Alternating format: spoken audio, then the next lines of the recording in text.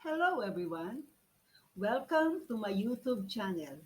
This is Teacher Dang. Today, I'm going to discuss a limit lesson in basic calculus.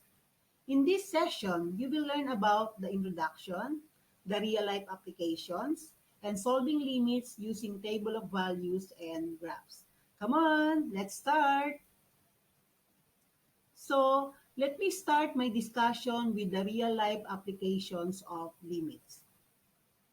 Speed limit is one of the real-life applications of limit. Speed limits are used to indicate the legal maximum, middle, or minimum speed at which vehicles may travel on a given road. It is usually expressed on kilometers per hour or miles per hour. Do you have any idea about the speed limit on national highway? What about the speed limit on express highway? Well, the speed limit on national highway is 100 kilometers per hour. And on express highway, the speed limit is 120 kilometers per hour. All right. Let's now look at the given video. What limit is involved in the video? Awesome. Weight limit is correct.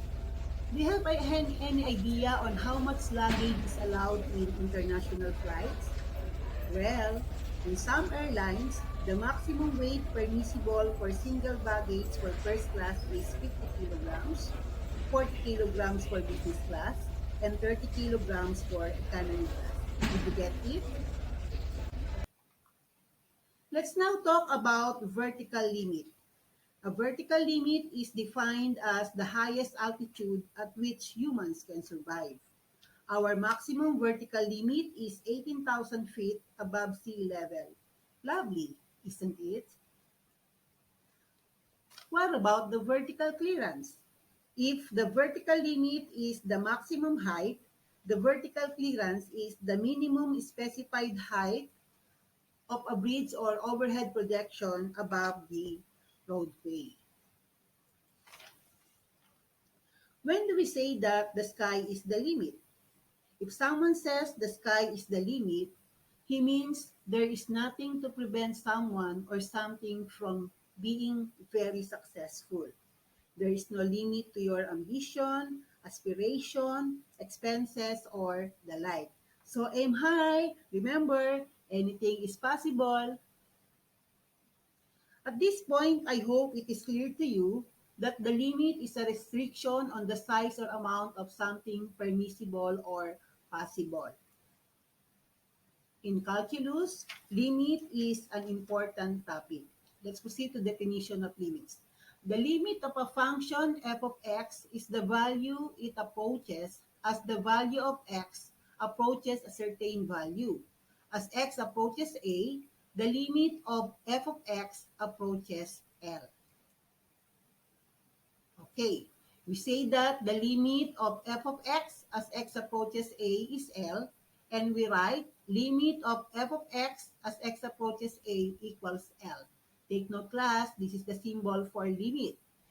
If the values of f of x approaches L as x approaches a. Let's take a look at the graph.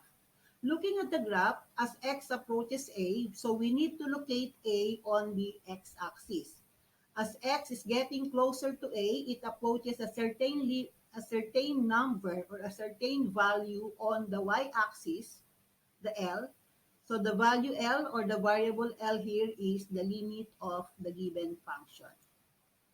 Take note class that the limit of f of x is not f of a. It must be emphasized that the limit of f of x as x approaches a is different from f of a. Do you understand? Let's now proceed to the given examples. In the given example, your task is to find the limits using table of values. So the given here is limit of 2x plus 5 as x approaches 1. How are we going to solve this? Since we are using table of values, we make two tables as shown below. One with x approaching 1 from the left and the other with x approaching 1 from the right. Let's take a look at the table of values from the left. So as x approaches 1 from the left, we need to think of numbers closer to 1. From the left of 1, we have 0.9, 0.99, and 0.999. So to solve for f of x, we need to replace x with 0.9. Okay, come on, get your calculator. On your calculator, you press 2, replace x with 0.9. 2 times 0.9, close quantity, plus 5 will give you 6.8. Is the answer correct? All right, let's continue.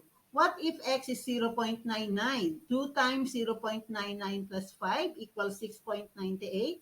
And 2 times 0.999 plus 5 equals 6.998.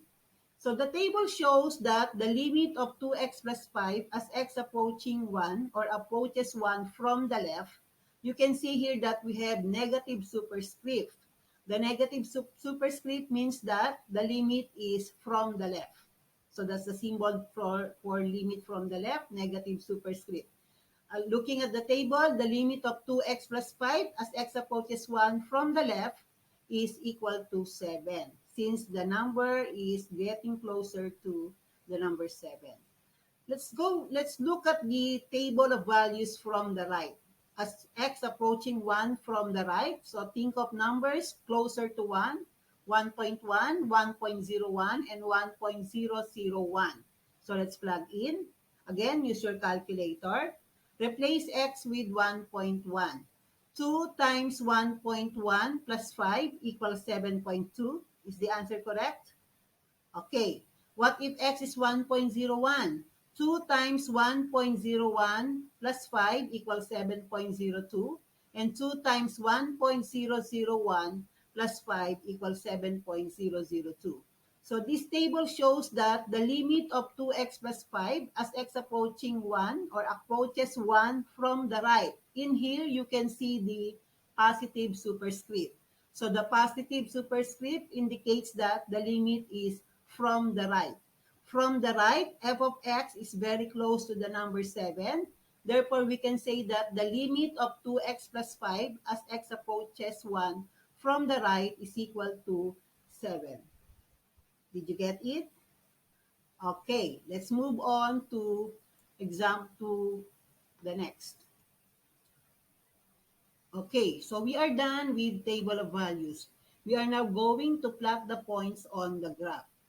The limit of f of x as x approaches a equals L if the functional value of f of x is close to a single real number L whenever x is close to but not equal to a. So not equal to a, it will only get closer and closer to a.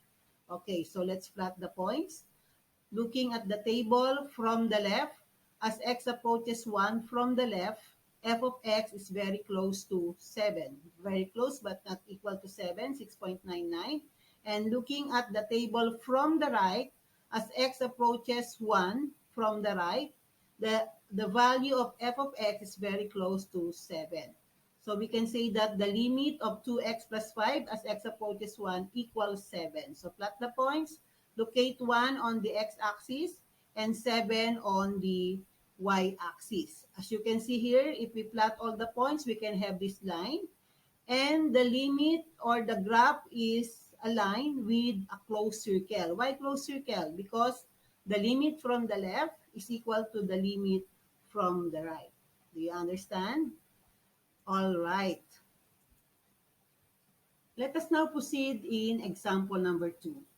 Find the limits using table of values. So the given here is limit of x squared minus 1 all over x minus 1 as x approaches 1. So for the solution, using the table of values, we need to estimate the limits as x approaches 1 from the left and the limit as x approaches 1 from the right. Okay, so we have two columns for the left-hand limit. As x approaches 1, so numbers closer to 1 from the left are 0.9, 0.99, 0.999. So let us replace x with 0.9 on f of x. X squared, so 0.9 quantity squared minus 1 all over 0.9 minus 1 will give us 1.9. If x is 0.99, f of x is 1.99. And if x is 0.9999, f of x is 1.999. As you can see, the table of values, as x approaches 1 from the left, the values approaches to 2. Okay. From the right, numbers to the right of 1 are 1.01, 1.001, 1.0001, and 1.00001. So we will do the same solution. Replace x with 1.01. If x is 1.01, applying f of x is 2.01. If x is 1.0001, f of x is 2.0001.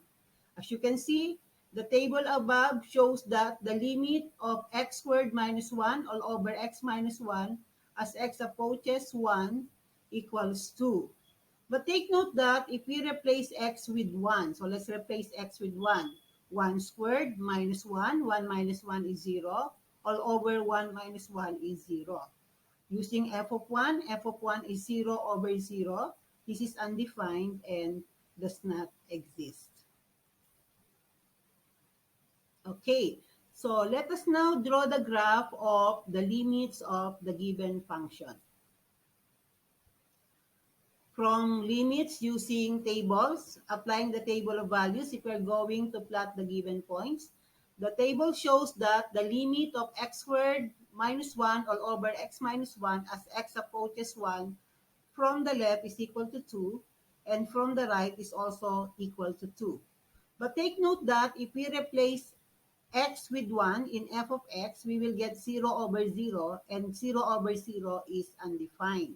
So we can conclude that the limit of f of x as x approaches 1, limit of x squared minus 1 all over x minus 1 is not equal to f of 1.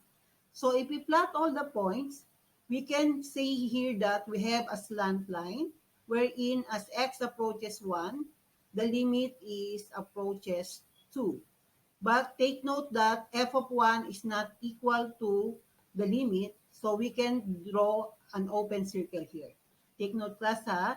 If f of 1 is not equal to the given limit, on the graph, your circle must be an open circle.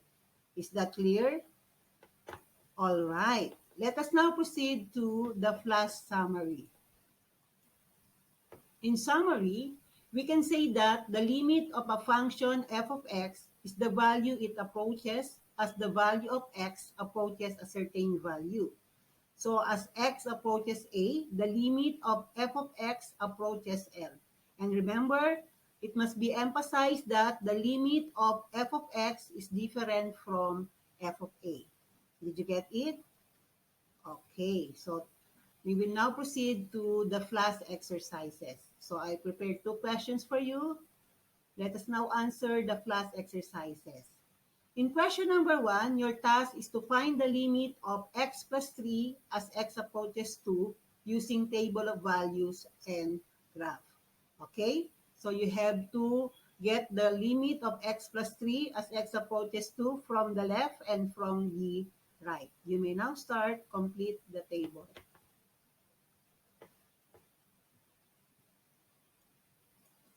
Okay, so let's see if your answer is correct.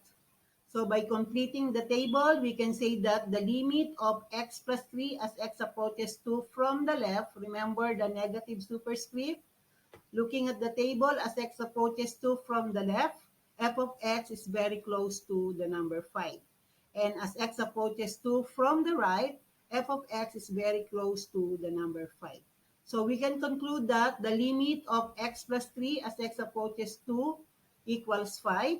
Since the limit from the left is equal to the limit from the right, on the graph, on the slant line, you need to draw a closed circle. Do you understand? Okay. Let's now proceed to question number 2. In question number 2, your task is to find the limit of x squared plus x minus 12 all over x minus 3 as x approaches 3. As you can see, we already have here the table. So the table is now complete. All you have to do is to get the factors of x squared plus x minus 12 and do some algebraic manipulation. and then compare the value of the limit of f of x and f of 3. You may now start.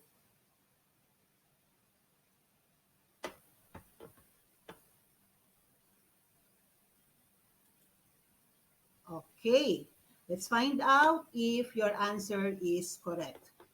So using the given equation or the given limit of x squared plus x minus 12 all over x minus 3. So let us get the factors. X squared plus x minus 12 all over x minus 3 can be factored as quantity x plus 4 times quantity x minus 3 all over x minus 3. Using cancellation method, we can cancel x minus 3. What is left is x plus 4. So replace x with 3 and 3 plus 4 equals 7. Okay, let us now solve for f of 3. Replace x with 3 on f of 3. So x squared, 3 squared plus 3 minus 12. So 3 squared is 9 plus 3, 12 minus 12 equals 0. 3 minus 3 equals 0. As you can see, we have here 0 over 0. 0 over 0 is undefined. From the solution, we can conclude that the limit of x squared plus x minus 12 all over x minus 3 as x approaches 3 is not equal to f of 3. The limit exists, but f of 3 is undefined. So on the graph, on your slant line, locate positive 3 on the x-axis, and then the limit 7 on the y-axis. Since the limit is not equal to f of x, we have to draw an open circle. Is this understood? Okay, so that's all for the examples. So before I end, I want to thank Canva and Bitmoji for this video. Thank you very much. These are my references. Okay, so that's all. I hope you've learned something from me. Thank you. See you again on my next video. Bye.